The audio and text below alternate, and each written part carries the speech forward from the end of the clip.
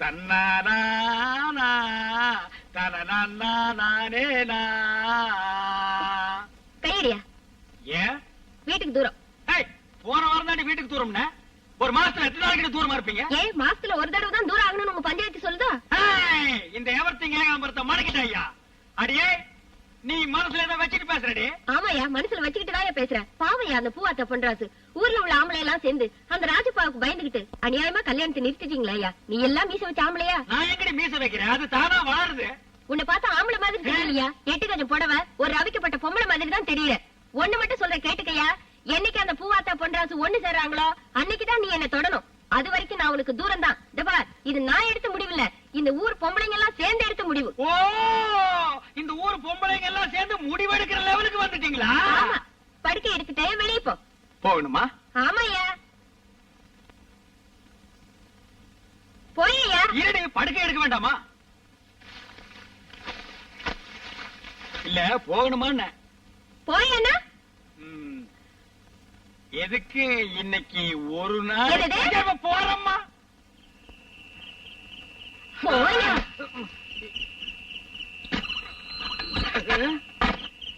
இன்னைக்கு பார்த்து முருங்கா குழம்பெல்லாம் நிறைய சாப்பிட்டு தொலைச்சனேன். இந்த இடி இடிச்சு தள்ளுறாள. எதுக்கு ஒரு முயற்சி எடுத்து பாப்போமா? கதவை தாப்பா போடாம இருந்தா செம கெட்டி.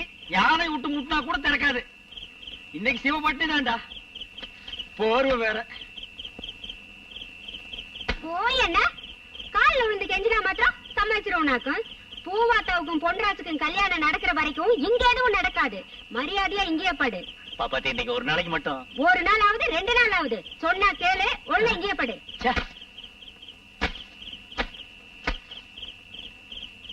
என்ன எவர்த்திங் ஏகாம்பரம்? என்ன வைத்தீர? படுக்க திண்ணைக்கு வந்துருச்சு.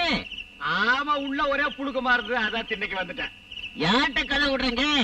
மார்கழி மாசத்துலயாவது புழுக்கமாவது. நீங்க எதுக்கு வெளியே வந்து படுத்தீங்க? உள்ள கொசுக்கடி தாங்க முடியல. எங்க தைரியம் இருந்தா நீ போய் கதவை தட்டு. வந்து உருண்ட தலையா, எல்லாரும் வீட்லயும் அதான். பொத்திட்டு படியா. வெளியே படுத்திருக்க ஆம்பளைங்கள நான் காப்பாத்துங்க. கேட்டீங்களா இந்த அநியாயத்தை? இந்த ஆளுக்கு பாயத்துக்கு வெளியில போட்டா செவிலியர் குளிச்சு வந்து என் காலை தடவுறான். என்ன தைரியம் இருக்கு?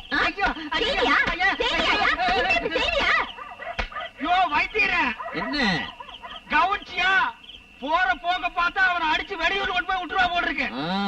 அகப்பிய பாத்தியா 2 கிலோமீட்டர் நீளம். அதுல ஒரு அடி வாங்கினா உங்ககிட்ட கூட மறந்து இல்ல. கிடையவே கிடையாது. ஆனா ஒரு முக்கியமான விஷயம் என்ன, இந்த லட்சணத்தை தொடர்றதுக்கு பின்னால செவர்தாடி